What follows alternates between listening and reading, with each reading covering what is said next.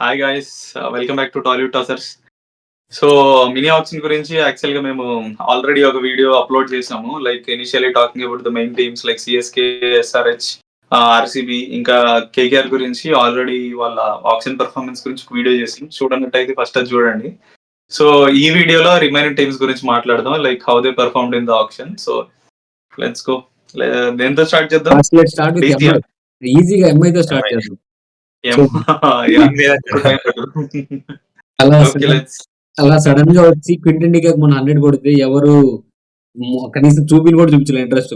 వచ్చింది Quinton de Kock అనేది వెళ్ళిపోయింది. ఉన్న 2 crores 2 crores లో 50% పెట్టుకొని ఒక మంచి ప్లేయర్ తీసుకెళ్ళింది. అయిపోయి. యాక్చువల్లీ చెప్పాలంటే రీసెంట్ ఫామ్ తో చూసుకుంటే plus Quinton de Kock Indian pitches మీద బాగానే ఆడతాడు. సో ఒక విధంగా చెప్పాలంటే మంచి స్టీల్ అన్నది అది. అంత తక్కువ ప్రైస్ ఎవరు బిడ్ చేయకపోవడం. సో బట్ వాళ్ళ మెయిన్ ప్రాబ్లమ్ ఎక్కడొచ్చిందంటే మంచి స్పిన్నర్ లేడు. అల్లా గజన్ఫర్ అని ఆఫ్ఘనిస్తాన్ బౌలర్ ఉన్నాడు. ఆయన మిచెల్ శాట్నర్ ఉన్నాడు. కానీ వీళ్ళిద్దరూ ఓవర్సీస్ స్పిన్నర్స్ కాబట్టి ఇన్ కేస్ ఏదైనా సిచ్యువేషన్ వచ్చినప్పుడు ఇండియన్ స్పిన్నర్ కావాలనుకుంటే మంచి స్పిన్నర్ లేడు వాళ్ళకి. లాస్ట్ టైం విఘ్నేష్ పుత్ర ఉండేవాడు. కానీ ఈసారి రిలీజ్ చేశాడు. విఘ్నేష్ పుత్ర రాజస్థాన్కి వెళ్ళాడు. సో అదొక్కటి కొంచెం వీక్ పాయింట్ అనిపిస్తుంది. But they can manage. Santner ఉన్నాడు కదా. So let's see. యాక్చువల్లీ చెప్పాలంటే it's nothing much to talk about MI fit Yes. About the option. So let's move on. Next ఇంకొక ఈజీ టీమ్ వెళ్దాం. PBKS. పీబీఎస్కి అంతే ఎక్కువ player ని రిలీజ్ చేయలేదు. ఆల్మోస్ట్ తక్కువ పర్సన్ వచ్చింది. తీసుకున్న వాటిలలో పెద్ద అదేంటంటే కూపర్ కానలీ. తెలిసిందే కదా, రికీ పాండింగ్ ఎక్కడికి వెళ్తే అక్కడ ఆస్ట్రేలియా ప్లేయర్ ని తీసుకొని వెళ్తాడు. ఒక బ్యాట్ లాగా. యా బట్ కానీ- ఇట్స్ గుడ్ బై రా. అవును. లెఫ్ట్ హ్యాండ్ స్పిన్ వేస్తాడు, మంచి ఫీల్డింగ్ చేస్తాడు, లెఫ్ట్ హ్యాండ్ బ్యాటర్, మంచి స్ట్రైకర్ కూడా. సో యాక్చువల్ చెప్పాలంటే very good buy. Australia blood ఉంటుంది కదా. అది అది కూడా చూస్తారు ఇంకొకటి. అండ్ ఇంకోటి Australian player Ben Dwarshuis for 4.4 CR. అతను కూడా ఆస్ట్రేలియన్. వీళ్ళందరిద్దరు ఆల్రౌండర్స్. నెక్స్ట్ అతను యాక్చువల్ గా ఈబీఎల్ లో మంచి బౌలర్. బట్ ఐపీఎల్ లో యాక్చువల్లీ అంత ఎప్పుడు ఆడలే అనుకుంటా, పర్ఫార్మ్ చేయలే. ఇంకోటి ఆస్ట్రేలియాకి T20 ఫార్మాట్ లో main bowler. Main bowler Australia T20 bowler. అంతే వీళ్ళు ఉండే ప్రైస్. అందులో దీంట్లోనే 4.4 crore పెట్టి బెన్ వార్షియస్ ని కొంటున్నారు. ఇంకా పెద్ద వాళ్ళకి అమౌంట్ కూడా మిగలలేదు. ఇంకా ప్రవీణ్ దుబే ఇంకా ఇద్దరు ప్లేయర్స్ కొనేసారు. బట్ ఓకే, వీళ్ళకి అసలు మనం ఆ పర్ఫార్మెన్స్ ఇలా ఉందని అలా ఉందని మాట్లాడడానికి కూడా స్కోప్ లేదు, అసలు అవసరం లేదు. ఎందుకంటే టీమ్ ఇట్స్ యాక్చువల్ గా backups. Yeah. So let's move to the next team, DC. ఇది ఈ టీం గురించి మనం చాలా మాట్లాడుకోవచ్చు మనం చెప్పుకోవాలంటే. డీసీ సార్ బాగానే షాపింగ్ చేసింది. ఫస్ట్ డేవిడ్ మిల్లర్ రాగానే బేస్ ప్రైస్ కొనుక్కుంది ఫస్ట్ సెట్ లోనే. అండ్ దెన్ పత్తుమ్ నిశంక, ఇది మంచి బై బ్రో. యాక్చువల్లీ వాళ్ళకి టాప్ ఆర్డర్ లో పత్తుమ్ నిశంక మంచి 150 స్ట్రైక్ రేట్ తో ఆడతాడు పవర్ ప్లే లో. That is a very good by. నేను అడిగితే నువ్వు డకెట్ ఎలా మర్చిపోతున్నావు? వస్తున్నారా? అరే ఆగు ఆపుకో.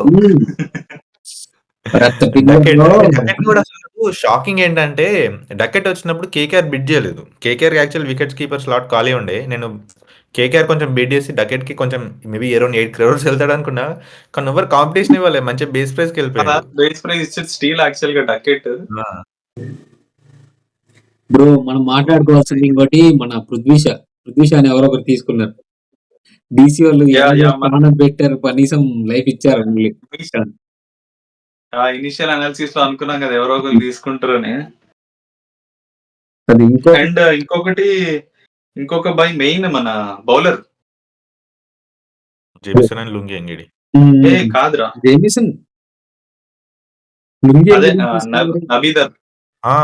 అవును, ఆకిబ్ దార్. యాక్చువల్లీ నాకు ఆకిబ్ దార్ మీద ఎంత హోప్ ఉండే తెలుసా, ఎస్ఆర్హెచ్ మీద ఆకిబ్ దార్ ని తీసుకుంటారని చెప్పి. అంత లాస్ట్ వరకు వెళ్ళి అరే ఒక బౌలర్ లేడు నీకు మంచి డొమెస్టిక్ బౌలర్ తీసుకునే టైంలో నాకైతే అసలు మస్తు బాధ వేసిందిరా.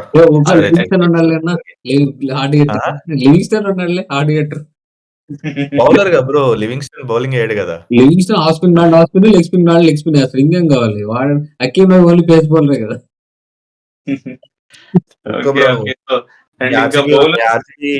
నీ నెగిటివ్ అంతా తీసేసి మా ఎస్ఆర్హెచ్ వేసినట్టున్నావు కదా. ఇంకా బౌలర్స్ లో లుంగి ఎంగిడి అండ్ కర్రీ జేమిసన్. ఆకిబ్ దార్ గురించి కొంచెం మాట్లాడాలి. He's a very good buy. Actually last ఈ సీజన్ రంజీలో అరౌండ్ 9 మ్యాచెస్‌లో 25 వికెట్స్ ఏమో తీస్తాడు. అండ్ నాకు తెలిసి ఇర్ఫాన్ పఠాన్ సజెస్ట్ చేశాడంట యాక్చువల్లీ ఆకిబ్ దార్ గురించి వాళ్ళ జమ్మూ అండ్ కాశ్మీర్ అసోసియేషన్‌కి. Look at this player he has a very good future అనుకుంటా. ఇర్ఫాన్ పఠాన్ సజెస్ట్ చేస్తే అలా తనకి ఛాన్సెస్ వచ్చింది. And then he is proving his worth. చూడాలి ఈసారి ఐపీఎల్‌లో ఎలా పర్ఫార్మ్ చేస్తాడు. కాశ్మీర్ నుంచి మంచి మంచి ప్లేయర్స్ వస్తున్నారు ఈ మధ్య, కదా! Promising players. Jammu and Kashmir కి ఎస్ఆర్హెచ్ రిలేషన్ ఉంది కదా, అలా తీసుకుంటారు అనుకున్నా కానీ కుదరలేదు లేకపోతే. సో ఓకే, వీళ్ళది కూడా పర్లేదు. ఇట్స్ ఓకే ఓకే పర్లేదు, బాగానే పర్ఫార్మ్ చేశారు. అబ్బో యావరేజ్ పర్ఫార్మెన్స్ నేను చెప్పాలంటే మంచిగానే తీసుకున్నారు. నెక్స్ట్ వచ్చేసి రాజస్థాన్. రాజస్థాన్ నాకు వీళ్ళు మొత్తం స్పిన్నర్లన్నీ వదిలేశారు బ్రో ఇప్పుడు ఆక్షన్ ముందు. ముజీబు, తీక్షణ, కానీ ఈసారి జడ్డోని ట్రేడ్ చేసుకున్నారు. ట్రేడ్ చేసుకున్నతో పాటు ఈసారి రవి బిష్నాని తీసుకున్నారు స్పిన్ డిపార్ట్మెంట్ లో. నాకు తెలిసేది అది మంచి బై, ఎందుకంటే అసలుకే రాజస్థాన్ గ్రౌండ్ చాలా పెద్దగా ఉంటది. అది 6 కొట్టినా పోనే పోదు. 3 రన్లు కొట్టుకోవచ్చు. ఆస్ట్రేలియా గ్రౌండ్ లో రన్స్ తీసినట్టు పెద్దగా ఉంటది ఆ గ్రౌండ్. సో స్పిన్నర్ కి మంచి అడ్వాంటేజ్. మంచి బై అండ్ స్పిన్నర్ మంచి బై చేశారు. మంచిగానే స్పిన్నర్ మంచి బై చేశారు. విఘ్నేష్ పుత్తూరు ఉన్నాడు. మంచి స్పిన్నర్స్ అయితే ఉన్నారు వీళ్ళకి. డానోవన్ ఫెరీరా కూడా స్పిన్ వేస్తాడు. ఫైన్ వీళ్ళ ఆప్షన్ పర్ఫార్మెన్స్ కూడా బాగానే వీళ్ళు అంతా డొమెస్టిక్ ప్లేయర్స్ తీసుకున్నారు. ఓన్లీ చెప్పుకోదగ్గ ప్లేయర్స్ ఇద్దరు స్పిన్నర్స్ ప్లస్ కుల్దీప్ సేన్ అంతే. And Aman Rao from Hyderabad bro. Hyderabad ఈసారి ఎస్మాట్ కి బాగా ఆడాడు. అమన్ రావు యాక్చువల్లీ ఓపెనింగ్ చాలా బాగా ఆడుతుండే. ఓపెనింగ్ చాలా బాగా ఆడుతున్నాడు అమన్ రావు. సో మంచి బ్యాకప్. ఎవరైనా ఇంజూర్ అయినా కానీ బ్యాకప్ లా he will be very use. ఒక ఛాన్స్ వచ్చి మనోడు ప్రూవ్ చేసుకుంటే యా ఇంకొక player from Telugu states. Yes Aman Rao. Next LSG. వీళ్ళ గురించి ఎంత తక్కువ మాట్లాడుకుంటే అంత మంచిదన్న. వీళ్ళు అసలు గెలిచే ఎవరినైనా ఎవరిని తీసుకున్నారు చెప్పుకోవడానికి కూడా ఎవరు తీసుకోలేదు కదా. Josh Inglis 8.6 crores. Josh Inglis అదే అక్కడికే వస్తున్నా. జాష్ ఇంగ్లీష్ నేను ఐపీఎల్ 2026 లో 3 మ్యాచ్లు 4 మ్యాచ్లు ఆడతా అని చెప్పాడు. కానీ 8 crores పెట్టుకొని ఎట్లా తీసుకుంటారు వీళ్ళు? అదే కదా. అది మంచి పర్స్ ఉండే 23 CR ఉండే.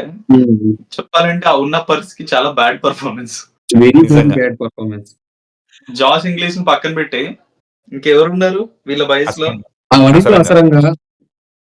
అసరంగా ఇంకా నార్కియా ఓకే మంచి బై. అసరంగా యాక్చువల్ గా ఓకే బై. ఎప్పుడు పర్ఫార్మ్ చేస్తాడో చెప్పలేం. అపార్ట్ ఫ్రమ్ దెమ్ ఏముంది? ఎస్ఆర్హెచ్ అన్న 26 crores పెట్టుకొని సరే లివింగ్స్టన్ తీసుకొని కొంచెం స్కౌట్ చేసి ప్లేయర్స్ ని తీసుకుంది. వీళ్ళు ఎల్ఎస్జి చూడు 4 మ్యాచ్లు ఆడే జాష్ ఇంగ్లీష్ ని 8 crores పెట్టి తీసుకుంది.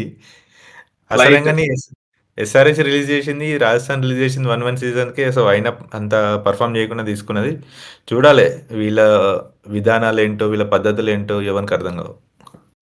ఈ ఆప్షన్ లో LSG it's bad option. Bad option for LSG. Next వచ్చేసి గుజరాత్ టైటన్స్.